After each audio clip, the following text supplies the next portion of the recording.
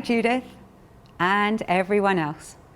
I found at least 20 Judiths and Judys on our shul database.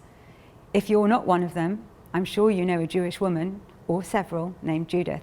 So, who was Judith? And what is her link to Chanukah? There is actually a book of Judith.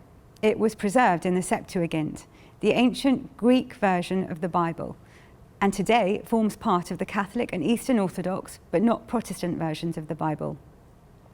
The book tells the story of a clever and beautiful Jewish widow who kills an Assyrian general, Holofernes, and in that way saves the Jews.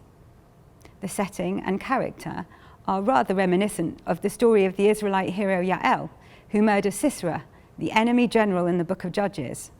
As with Yael, a military hero is outwitted by a clever woman, and the events are celebrated in song. In later midrashic developments of the story, the resemblance to Yael is intensified. Judith is said to have given Holofernes milk or cheese to make him sleepy, and to have cut off his head, not too different from Yael, who drives a tent peg into Sisera's head. Judith also resembles the prophet Deborah, who works alongside the military leader Barak. Judith's association with the victory song also invokes the biblical Miriam. After the 1st century, before the Common Era, the lights go out on Judith for a while. She next reappears in specifically Jewish literature a millennium later in the 10th or 11th century, where the association with Chanukah begins to develop. The role of Judith to Chanukah is rather similar to the role of Esther to Purim. These are women who seduce powerful enemies and thus save the Jewish people. There's Megillat Esther.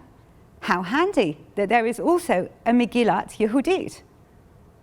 Purim and Chanukah are a pair, both non-biblical holidays which were instituted to commemorate events which took place as Jewish life transitioned away from temple practice.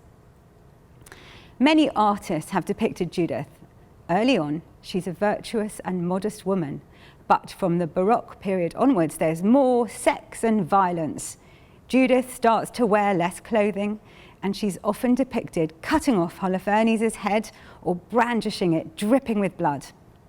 Judith's name, of course, means Jewess. Handy, as we also have a male hero whose name is Jew in Judah Maccabee. And that's clearly important, because Chanukah is a festival which concerns itself with Jewish identity. The real historical story of Chanukah is a deeply ideological one about competing versions of what Judaism actually is, what needs to be preserved, and at what cost. Similarly, in the depictions of Judith, we also get to see a drama play out about whether women can be Jewish heroes, the means they use, and how we all feel about it. So, happy Chanukah, Judith, and everyone else.